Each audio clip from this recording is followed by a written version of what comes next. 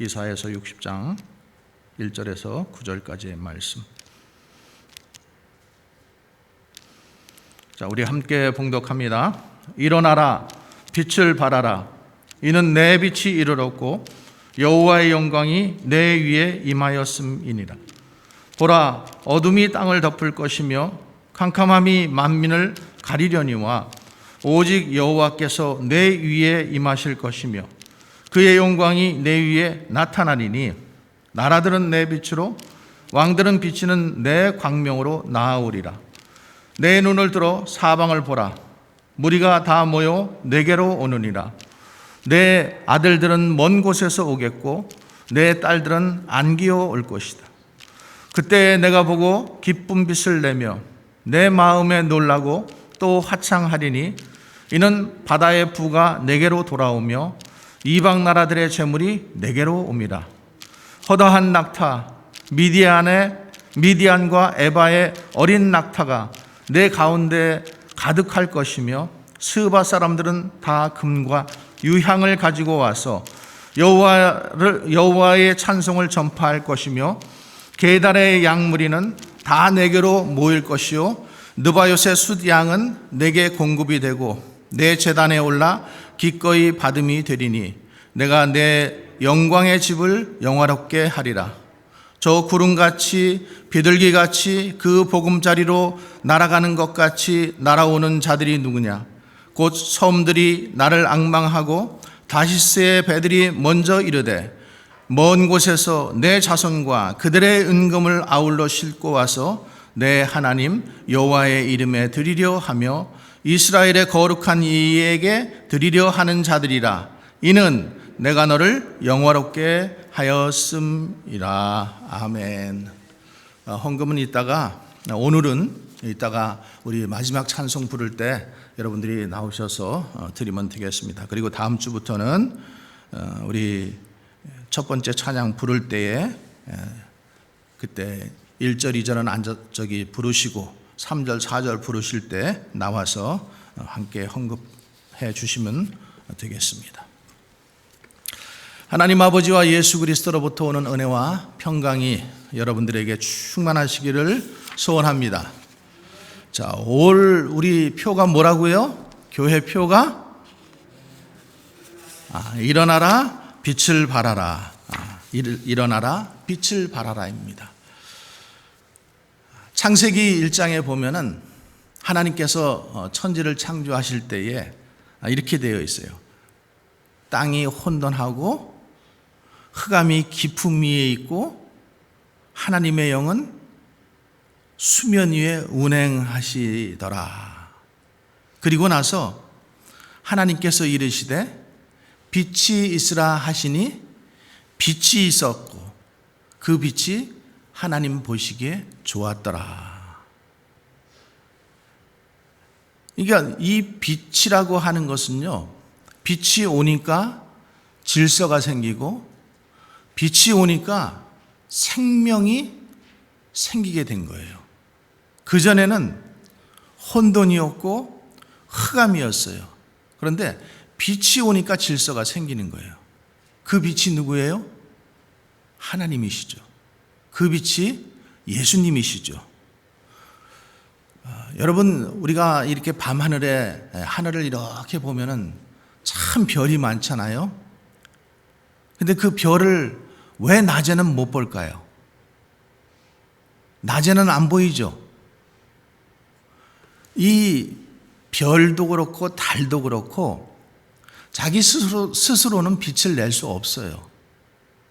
태양을 받아서 빛을 낼 수 있는 거예요. 그러니까 낮에는 달도 안 보이잖아요. 자기 스스로는 빛을 발할 수가 없기 때문에 별들도 마찬가지예요. 밤하늘에는 그렇게 별들이 많지만은 낮에는 별이 안 보이는 거예요. 빛을 받아야 빛을 발하게 되어 있어요. 그래서 에베소서 5장 8절에서 보면은 너희가 전에는 어두움이더니 이제는 주 안에서 빛이라. 아멘이십니까? 너희가 전에는 어두움이더니 이제는 주 안에서 빛이라. 빛의 자녀들처럼 행하라, 살아라 이렇게 말씀하시는 거예요. 여러분, 이 세상에는 빛을 발하는 것들이 많죠. 그 많은 빛들이 있지만은 정말로 우리를 그 바른 심령 가운데로 인도해주고 행복으로 인도해주고 한 가정을 밝혀주고 영혼을 정말로 그 삶을 비추는 것은 오직 한 빛, 예수 그리스도이심을 믿으시기 바랍니다. 그래서 우리는 그 빛을 받은 자녀들이에요. 우리는 빛이 아니에요. 우리는 빛을 받은 자녀들이에요.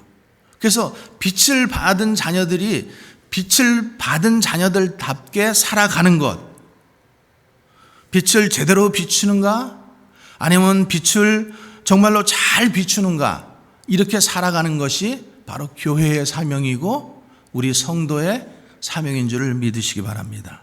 그래서 오늘 우리가 일어나라, 빛을 발하라 이 말씀을 가지고 우리의 정체성, 교회의 정체성, 우리의 사명, 교회의 사명을 다시 한번 듣고 결단하는 시간이 되시기 바랍니다.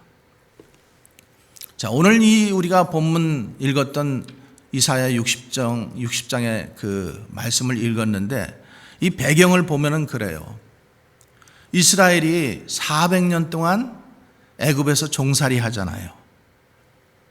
그리고 하나님께서 마침내 이들을 구출하셔요.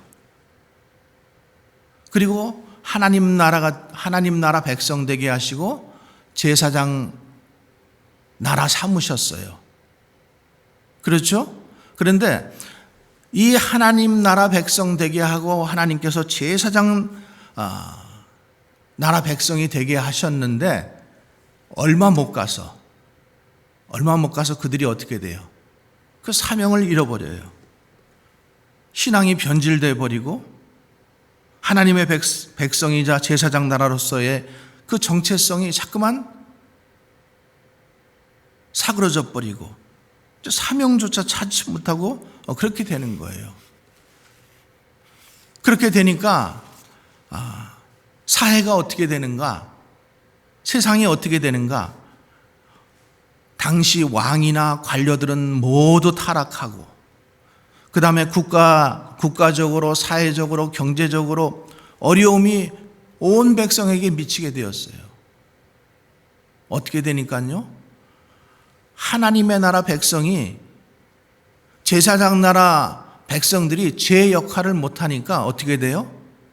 온 나라가 어려움을 당한다라는 거예요. 정의가 없어지고 공의가 없어지고 그리고 예배는 있기는 하지만은 형식적인 예배뿐이라는 거예요. 여러분, 한번 우리가 지금 살고 있는 이 시대와 한번 이렇게 대비를 한번 해보세요. 좀 어쩌면 이렇게 비슷할까 이런 생각이 안 드세요? 하나님 나라 백성들이 제사장의 나라들이 제 역할을 못하고 빛을 발하고 있지 못하니까 어떻게 돼요? 나라가 세상이 혼돈에 빠지고 어려움에 빠지고 사회적으로 정치적으로 경제적으로 국가적으로 많은 어려움이 있다라는 거예요.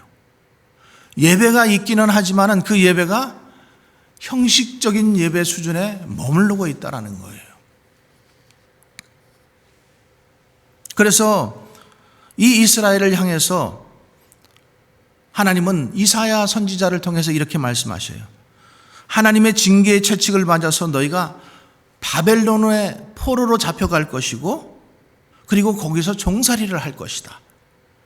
그리고 너희가 지금 예배드리고 있는 이 예루살렘 성전은 다 무너지고 폐허가 될 것이고 이 성전은 불타게 되고 성전에서 예배드릴 때 쓰이는 모든 기명들은 다 바벨론으로 옮겨가게 될 것이다. 그런데 역사를 보면은요, 이 예언의 말씀대로 정말로 이스라엘이 바벨론의 포로로 붙잡혀 갑니다. 그리고 70년 동안 그곳에서 포로 생활을 해요. 그리고 황금으로 만든 모든 이 예배 드릴 때 쓰이던 잔들, 기명, 이 모든 것들이 어떻게 돼요? 바벨론으로 모두 옮겨집니다. 그리고 그것이 예배 드릴 때 사용되는 것이 아니라 술잔으로, 잔치할 때, 파티할 때 술잔으로 그들의 그 잔치에 그렇게 쓰임받게 돼요. 그러면서 하나님께서 이렇게 말씀하셔요. 너희들이 지금 바벨론으로 끌려가서 그런 치욕스러운 삶을 살게 될 텐데 그게 끝이 아니라는 거예요. 그게 끝이 아니라는 거예요. 마치 죄수가 죄를 지으면은 그 복역의 때가 있는 것처럼 형기를 마치게 되면은 반드시 돌아오게 하리라. 이것이 하나님께서 주신 약속이에요. 지금 이스라엘이 엉망이고 뒤죽박죽이고 하나님의 심판으로 지금 망하게 되었고 또 포로로 끌려가게 됐지만은 그게 끝이 아니라는 거예요. 거기서 반드시 돌아오게 된다. 그리고 너희들이 새롭게 새 역사를 시작할 날이 오게 된다라는 거죠. 여러분, 이 말씀은 그 옛날에 이스라엘 백성들에게만 있었던 말씀이 아니라 오늘 하나님의 백성된 우리에게도 똑같이 적용해 볼 수가 있죠. 이스라엘이 포로에서 돌아와 새로 시작할 때에 갖추어야 될 것들, 너희들이 이제 새롭게 시작할 터인데 그 돌아와서 새롭게 시작할 때 너희들이 어떻게 해야 할 것인가? 그것이 오늘 우리에게 주시는 구원받은 백성들에게 동일하게 주시는 하나님의 말씀인 거죠. 자, 그러면은 구원받은 백성들이 어떻게 살아야 되는가? 그것이 오늘 우리의 제목이에요. 한번 같이 읽어볼까요? 일어나서 빛을 발하라. 한번 따라해 보세요. 일어나서 빛을 발하라. 아멘이시죠? 자, 그러면은 일어나라라는 이 말씀의 의미부터 한번 보겠습니다. 일어나라. 일어나라라는 말은 다양한 뜻을 가지고 있어요. 옛날에는요, 이렇게 방 안에서 우리끼리 놀고 있다가 어른이 들어오시면 어때요? 다 일어났어요. 그죠? 그리고 어른이 이렇게 뭐 물건을 주시면은 앉아서 쏙쏙 받는 게 아니라 어떻게 했어요? 꼭 일어나서 두 손으로 이렇게 받았어요. 근데 요즘에는 참 그런 것들이 희귀해진 것 같아요. 일어난다라는 것은 하나님의 계시의 말씀을 받기 위해서 일어난다라고 하는 거예요. 하나님의 계시의 말씀, 영적인 말씀을 들으려고 그 어른이 주시는 것을 받으려고 일어나는 것처럼 일어나야 된다는 거예요. 일어나서 받는 거예요. 그게 예절이고 예법이라는 거예요. 그런데 일어나야 되는데 못 일어나는 사람들이 있죠. 다 이유들이 있어요. 피곤해서 못 일어나고, 눕기 좋아해서 못 일어나고, 병들었으니까 못 일어나고, 또 죽었으니까 못 일어나는 거예요.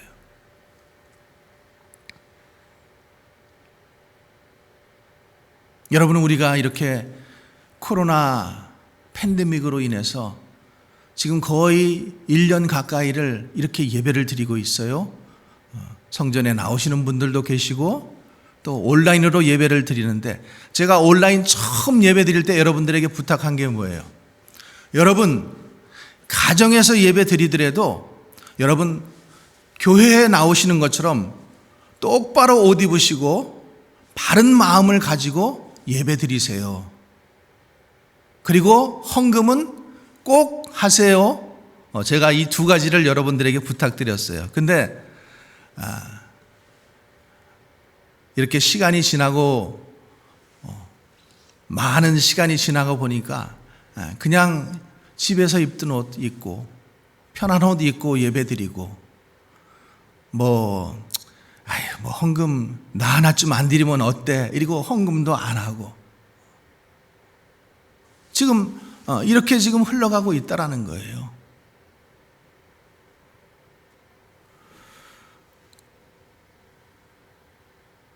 정말로 우리가 이 코로나 팬데믹을 통해서 우리가 볼 수 있는 것은 지금 그런 것들을 통해서 우리 신앙의 현주소를 볼 수 있는 거예요. 내가 정말로 하나님을 믿는다고 했는데, 하나님을 사랑한다고 했는데, 집안에서 예배 드리더라도 나는 하나님께 예배를 드리는 모습인가? 아니면 앉아서 그냥 텔레비를 보는 모습인가? 아무 목사님 설교나 하나 그냥 듣고 오늘 예배 드렸어?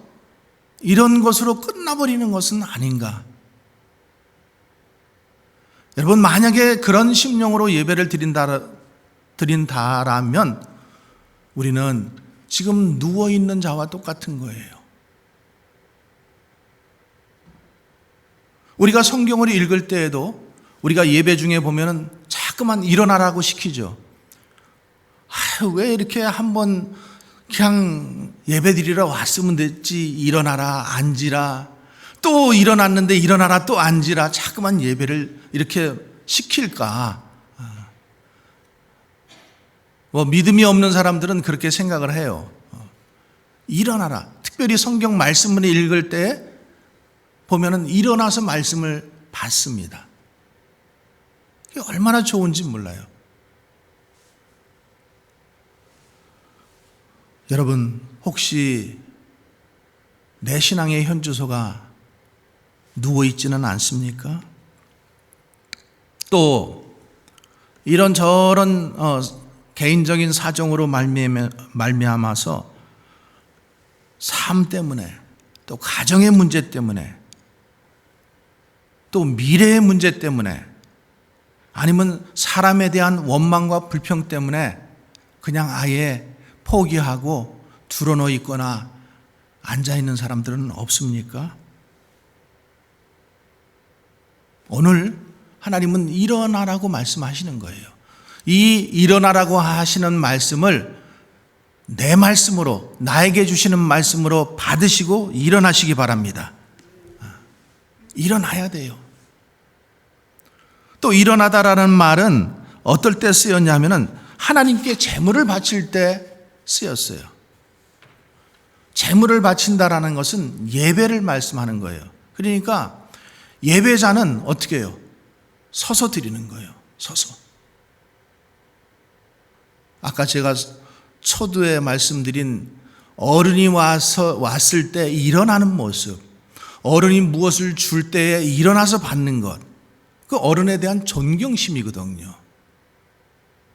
하물며 하나님 앞에서 하나님께서 말씀을 주시는데 덜렁 드러넣어가지고 소파에 기대가지고 그 말씀을 받으면 되겠습니까? 일어난다라는 것은 말씀을 받는 것이고, 말씀을 받을 때 일어나서 받아야 되는 것이고, 또 하나님 앞에 내가 예배자로서 내 존경의 대상이, 내 경외하는 대상이 하나님이라는 것을 인정하는 거예요. 인정하는 거. 셋째로, 일어나라는 말은 선지자나 지도자로 직분을 받을 때 일어나는 거예요. 내가 선지자로 일어나라, 선지자의 직분을 맡으라, 이런 말이에요. 여러분, 예배자로 하나님 앞에 선 사람은 사명을 받은 사람이에요. 직분을 받은 사람이에요. 하나님은 우리를 그냥 성전에서 놀고 먹으라고 불러주신 게 아니에요. 사명을 주시고 직분을 주시고, 그래서 우리의 사명이 무엇인지, 우리의 직분이 무엇인지를 여러분 다시 한번 자각하는 시간이 되시기 바랍니다. 넷째로, 일어나라고 하는 것은 하나님과 내 사이에 계약을 맺는 거예요. 계약. 창세기 9장 11절에 보면은 하나님께서 노아에게 내가 너희와 언약을 세우리니 이렇게 하고 있어요. 언약. 그것은 약속이기도 하고 그것은 뭐야? 계약이에요. 계약. 계약을 세울 때 그냥 사인해서 거기다 두고 가세요. 이게 아니라는 거예요. 거룩하신 하나님과 내가 언약을 맺는데 그것이 신중한 언약이라고 생각하면은 그냥 거기서 사인하고 그냥 두고 가세요. 이렇게 되겠어요? 안 되는 거죠. 하나님과 언약을 맺기 위해서 우리는 일어서는 거예요. 하나님께서 주신 사명 잘 감당하겠노라고 약속하고 결단하는 것이 일어나는 거예요. 마지막으로 일어나라라는 말은 전쟁 중에 아니면 전쟁으로 나갈 때 쓰여졌어요. 사사기 7장에 보면 기드온이 군사들에게 일어나라, 여호와께서 미디안 군대를 너희 손에 붙이셨느니라. 이러자 이스라엘 백성들이 모두 일어나서 그 전쟁터로 나갑니다. 그래서 일어나라라는 말은 전쟁을 시작하라라는 말이고 돌격 앞으로 하는 말이에요. 이 말이 여자분들에게는 좀 이 마음에 와서 잘 안 닿겠지만 남자들은 그 말이 무슨 말인 줄 알죠. 돌격 앞으로. 주님이 주신 사명을 향해서 돌격 앞으로 하는 거예요. 지금 이 환경이 어떻든 우리는 영적인 군사로서 돌격 앞으로 믿음의 싸움을, 영적인 싸움을 하러 매일같이 나가는 사람들입니다. 요나가 하나님께서 어디 가서 말씀 전하라고 했어요? 니느웨이, 그죠? 근데 니느웨이는 내가 가장 싫어하는 나라야, 민족들이야. 그러니까 거기가 가기 싫은 거예요. 그러니까 어디로 가요? 배를 타고 반대쪽 다시스로 가버리는 거예요. 그러니까 하나님께서 요놈, 요나야. 그리고 그 요나가 탄 배를 어떻게 해요? 풍랑을 일게 만들어요. 그랬을 때 요나가 뭐 하고 있어요? 배 밑창에 들어가서 괴롭지요. 하나님의 말씀 자기가 순종 안 하고 지금 가기 때문에 이런 일이 일어난다는 거 너무나 잘 알고 있죠. 그럼에도 불구하고 거기서 잠자는 채 잠자고 있는 거예요. 그러니까 그 배의 선장이 와서 뭐라 그래요? 자는 자여 어찌 미뇨? 일어나서 내 하나님께 구하라. 자는 자여 어찌 미뇨? 일어나서 내 하나님께 구하라.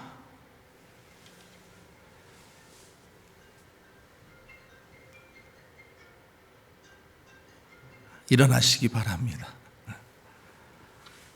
더 이상 주저앉아 있고 더 이상 소망을 잃어버리고 그 자리에 앉아 있고 아무런 소망도 없는 사람처럼 앉아 있고 누워 있고 죽어 있고 잠들어 있지 말고 일어나는 여러분 되시기 바랍니다.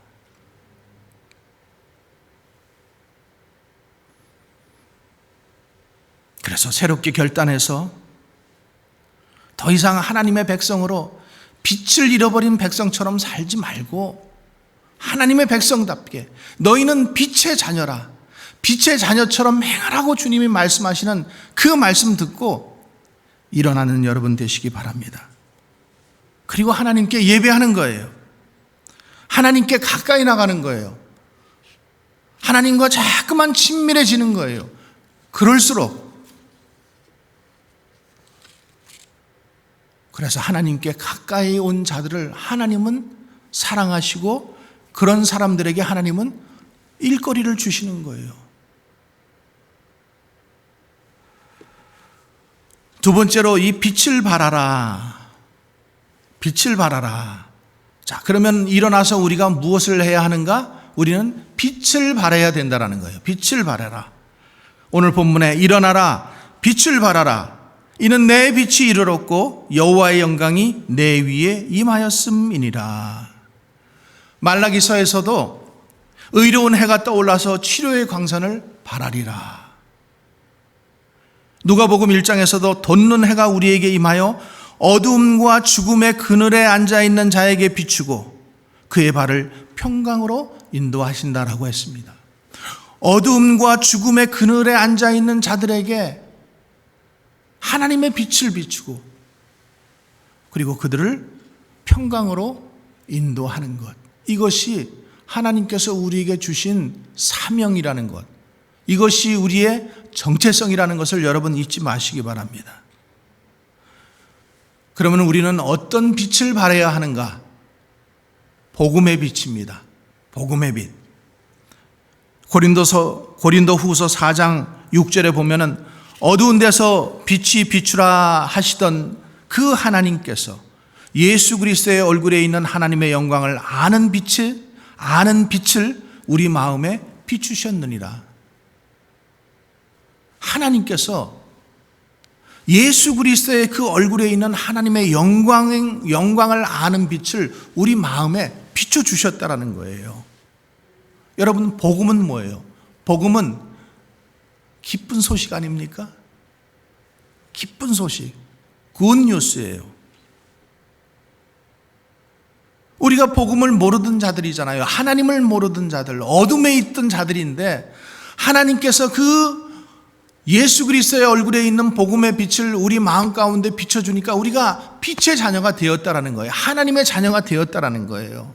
그래서 그 하나님의 자녀가 되었기 때문에 빛을 받은 우리들은 그 빛을 어떻게 해요? 비추는 거예요. 다른 사람들에게. 그게 뭐예요? 그게 전도요? 그게 선교요? 그러니까 주님께서 빛으로 오셔서 천국 복음을 전파하시고 병든 자들을 고쳐주시고 약한 자들을 강하게 하시고 또 고통받는 자들에게 평안을 주시고 귀신 들린 자들에게 그 귀신을 쫓아내 주시잖아요.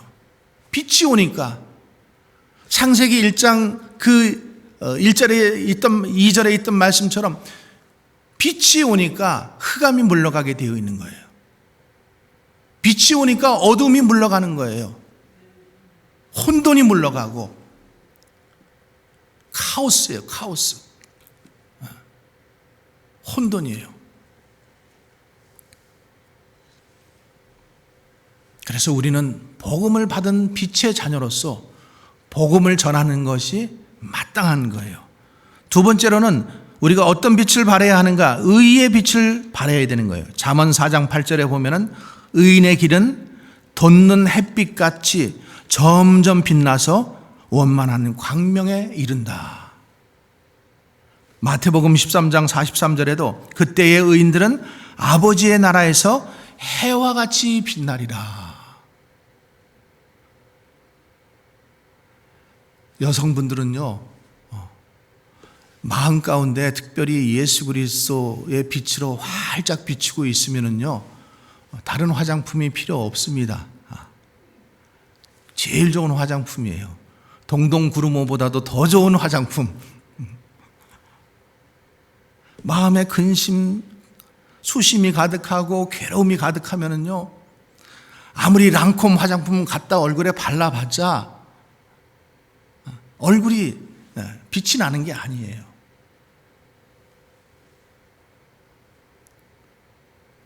의인들은 아버지의 나라에서 해와 같이 빛나리라.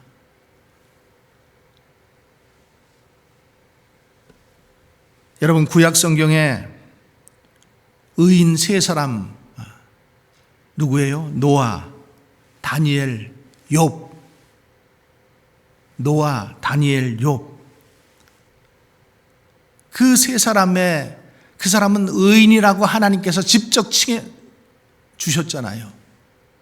동방의 의인이라고 칭해 주시고 이 세상이 그렇게 퇴폐해 있을 때에도 의인 노아라고 칭해 주시고, 근데 그 사람들의 이야기는, 그 사람들의 그 삶의 이야기는 세월이 지금 많이 지났는데도 불구하고 여전히 회자되고 있어요. 얘기하고 있어요.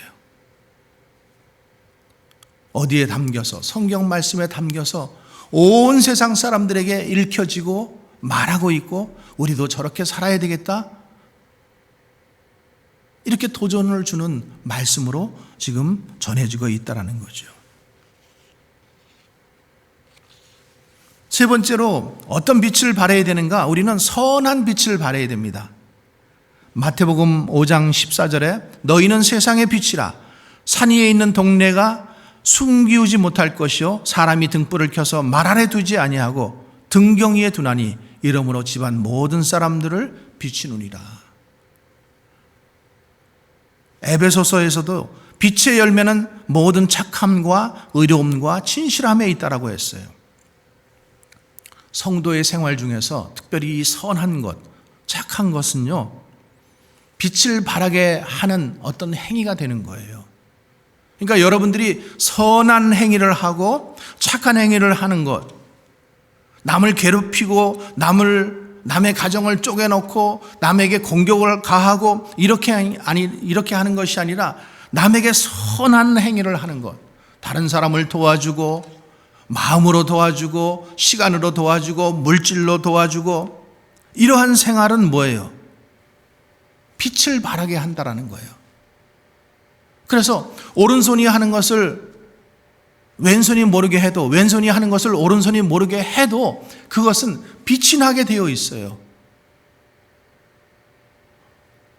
매년 크리스마스 때면은 저 군산, 한국의 군산에 그 착한 사마리아인 그 사람이 아무도 모르게, 누구인지도 모른대요. 지금 10몇 년 동안을 갖다가 계속, 올해는 3억 원 갖다 놨더라고요. 누군지 몰라요. 아직도 그 사람이 누군지. 이렇게 착한 사마리아인처럼 살아가는 것, 선한 행위를 하는 것, 그 선한 성도들의 행위를 통해서 빛이 발하게 된다는 거예요. 빛이. 네 번째로는 우리가 어떤 빛을 발해야 되는가? 사랑의 빛을 발해야 되는 거예요. 사랑의 빛. 요한일서 2장 8절에 보면은 다시 너희에게 새 계명을 쓰노니 저희에게와 너희에게도 참된 것이라. 이는 어두움이 지나가고 참 빛이 벌써 비춤이니라. 빛 가운데 있다 하면서 형제를 미워하는 자는 지금까지 어두운 데 있는 자요, 그 형제를 사랑하는 자는 빛 가운데 거하는 자니라. 기독교는 생명의 종교인 동시에 사랑의 종교예요. 생명의 종교인 동시에 사랑의 종교예요. 그래서 요한일서 3장에서도 우리가 형제를 사랑함으로 사망에서 옮겨 생명으로 들어갔다라는 거예요. 또 4장에서도 하나님을 사랑하노라 하고 형제를 미워하면 이는 거짓말하는 자노라. 그 형제를 사랑하지 않는 자가 보지 못하는 바 하나님을 사랑할 수 없다라는 거예요. 형제를 사랑하지 않으면서 하나님만 사랑할 수 없다라는 거예요. 부모에게 순종 안 하면서 하나님께 순종만 할 수 없다라는 거죠. 보는 바 하나님, 보는 형제를 사랑하지 않는데 보이지 않는 하나님 사랑할 수 없다라는 거예요. 그 얘기는 뭐예요? 우리가 지금 눈에 보이는 것들에게 잘 하라는 거죠. 순종할 거 하고 선한 행위 할 거 하라는 거죠. 여러분, 교회가 지금 이렇게 빛의 자녀들이 모인 이 자리가 교회 아닙니까? 근데 교회의 사명을 잃어버리고 빛의 자녀로서의 삶을 살아가지 못하고, 참 왜 교회 다니는 사람이 왜 저럴까? 왜 저렇게 살까? 교회 다니나 안 다니나 똑같네? 이렇게 살면은 예수님도 욕먹고 하나님도 욕먹고 나도 욕먹고 교회도 욕먹는 거예요. 그래가지고 또 그런 사람을 좀 이렇게 말씀으로 권면하고 아니면은 설교 말씀에서 좀 이렇게 얘기하고 그러면은 또 이 교회는 또 사랑이 없나 봐 이러면서 또 밖에 돌아다니면서 그 교회는 사랑이 없어, 사랑이 이러면서 그 목사님은 사랑이 없어 이러면서 또 돌아다닌단 말이죠. 그거 아니라는 거죠. 세상 밖에서 살 때는 우리가 아무렇게나 살았어도 적어도 내가 교인이 되어서 이 교회 안에 들어왔을 때는 빛의 자녀답게 바르게 살라는 거죠. 목사님이 강단에서 권면하고 설교하고 또 상담하면서 권면하고 상담하는, 왜 그래요? 이제는 바르게 살으라는 거예요. 이제는 그렇게 살지 말라라는 것을 얘기하는 거죠. 그것 가지고 목사님은 사랑이 없어, 그 교회는 사랑이 없어.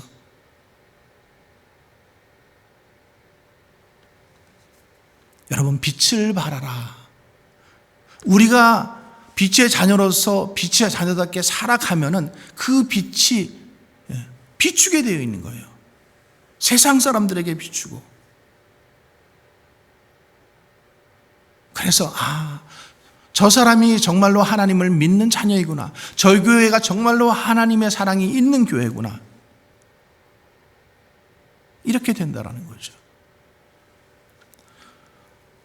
빛을 발하라는 말은 단순한 명령이 아닙니다. 빛을 발하느냐 빛을 발하지 않느냐에 따라서 생명을 살릴 수도 있고 생명을 죽일 수도 있다는 거예요. 그렇게 엉망으로 살아가는 사람이 밖에 돌아다니면서 전도하면서 우리 교회 나오세요, 나오세요, 그러면은 안 나와요.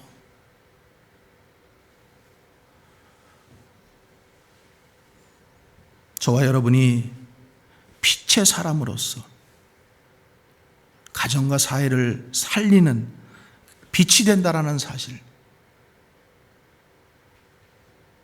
여러분, 가정에서도 여러분들을 뭐라고 불러요? 아내라고 부르잖아요. 아내. 근데 그거는 안해예요. 안해. 집안에 있는 해. 안해가 밝으면은 집안이 밝아요. 안해가 어두우면은 집안이 어두워요. 구름이 꼈네. 번개가 내려치네.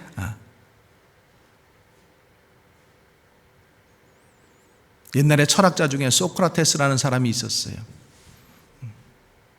너 자신을 알라.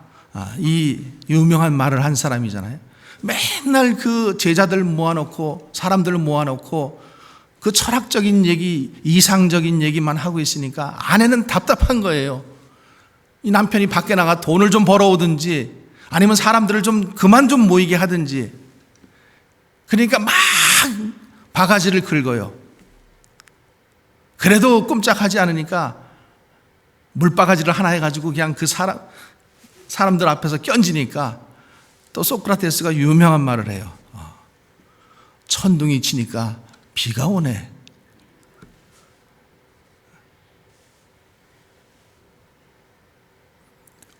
우리는 빛의 자녀입니다. 우리가 빛의 자녀답게 살아가면은 그 빛이 가정에 비치고 세상 사람들에게 비추는 거예요. 저 교회에 나가는 사람들 이렇게 하나님을 믿으며 살고 있구나. 직장에서도 마찬가지죠. 저 사람은 하나님을 믿는 사람이니까 참 열심히 일을 해, 정직하게 일을 해, 성실하게 일을 해, 이렇게 인정해 주는 거예요. 빛의 자녀로 살기 바랍니다. 그렇게 결단하시기 바랍니다. 자, 그래서 이 성도가 빛의 자녀로서 살아가면은 어떤 열매가 맺히는가? 오늘 그 2절 하반절부터 나와 있습니다. 일어나서 빛을 발하는 삶을 살면은 오직 여호와께서 내 위에 임하실 것이요 그의 영광이 내 위에 나타날 것이다. 빛을 발하는 성도로서 살아가면은 하나님께서 주신 약속은 뭐예요? 여호와께서 내 위에 임하시리라. 하나님께서 우리와 동행하신다라는 거예요. 우리 위에 항상 비춰주신다라는 거예요. 임마누엘 하신다라는 거예요. 빛을 발하는 사람과 하나님이 함께 하십니다. 그러니까 그 빛 대신 하나님이 나와 함께 하시니까 나는 어떻게 해요? 더 빛이 나죠. 내가 어떤 유명한 사람, 정말로 영웅 같은 사람 옆에 이렇게 서 있으면 어떻게 돼요? 같이 빛나는 거예요. 같이. 그러는 것처럼 하나님, 빛 대신 그 하나님을 내가 항상 모시고 다니니까 어때요? 내가 빛나는 거예요. 그리고 그 사람에게는 하나님의 영광이 나타난다는 거예요. 하나님께서 영광 받고 싶어서 그러시는 게 아니라 하나님의 영광이 그 사람, 그 빛을 바라는 사람, 하나님께 가까이 붙어 있는 사람에게 나타난다는 거예요.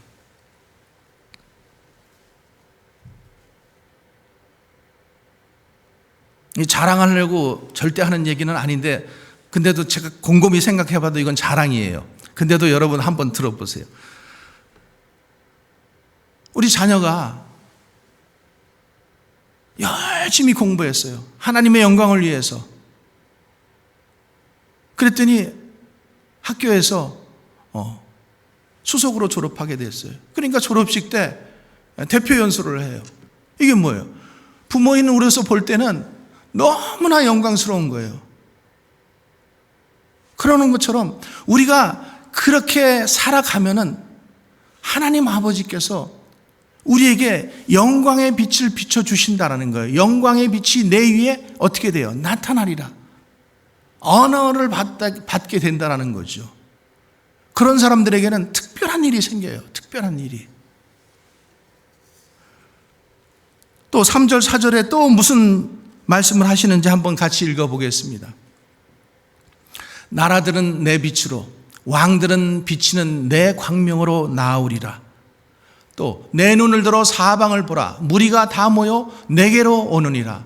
내 아들들은 먼 곳에서 오겠고 내 딸들은 안기어 올 것이다. 지금 포로가 돼가지고 뿔뿔이 흩어져서 살았어요.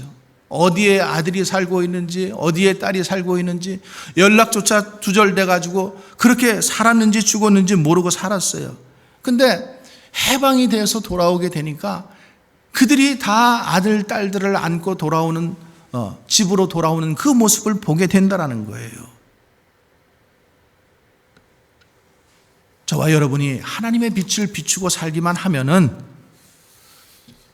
주님의 살아계심과 그 복음의 영광이 드러나고 또 선한 사마리아인이 되어서 이웃들에게 정말로 선한 행위를 통해서 그것을 수고하고 봉사하고 살면은 그것을 통해서 우리의 삶이 윤택해지고 또 하나님의 영광이 우리의 삶을 통해서 나타나게 된다는 것을 얘기하는 거예요. 그러니까 그걸 통해서 가정이 기뻐지고 가정이 축복받고 교회가 기뻐지고 교회가 축복받는 그런 일들이 일어난다는 거죠. 자, 세 번째로 성도가 일어나서 빛을 발하면 어떤 결과가 나타나는가? 우리 5절부터 9절인데 한번 5절 말씀만 같이 읽어보겠습니다. 그때에 내가 보고 기쁜 빛을 내며 내 마음이 놀라고 또 화창하리니 이는 바다의 부가 내게로 돌아오며 이방 나라들의 재물이 내게로 옴이라. 우리 6절도 한번 또 읽어보겠습니다. 허다한 낙타 미디안의 에바와 어린 낙타가 내 가운데 가득할 것이며 스바 사람들은 다 금과 유향을 가지고 와서 여호와의 찬송을 전파할 것이다. 아멘이시죠?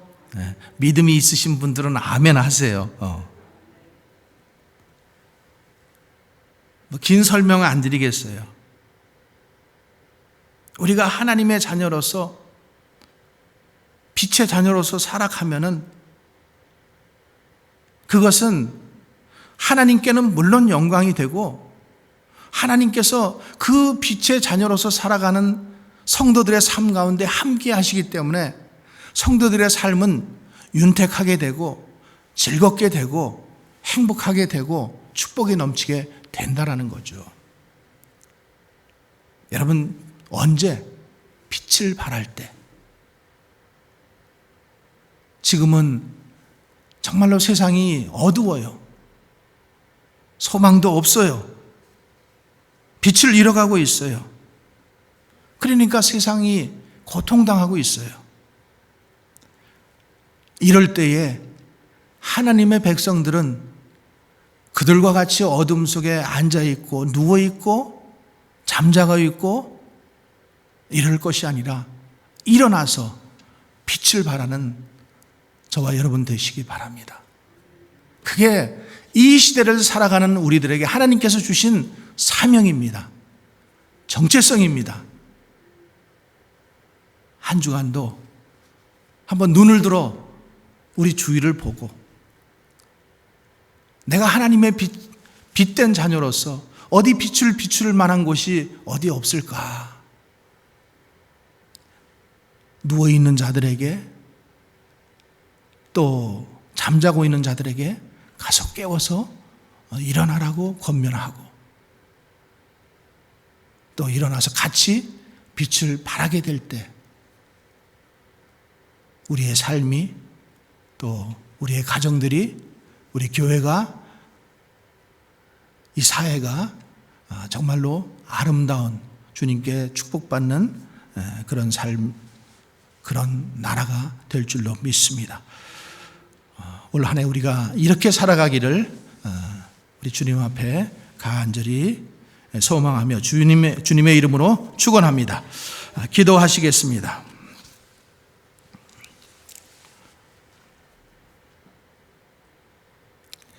하나님, 일어나게 하시고 빛을 발하게 하옵소서.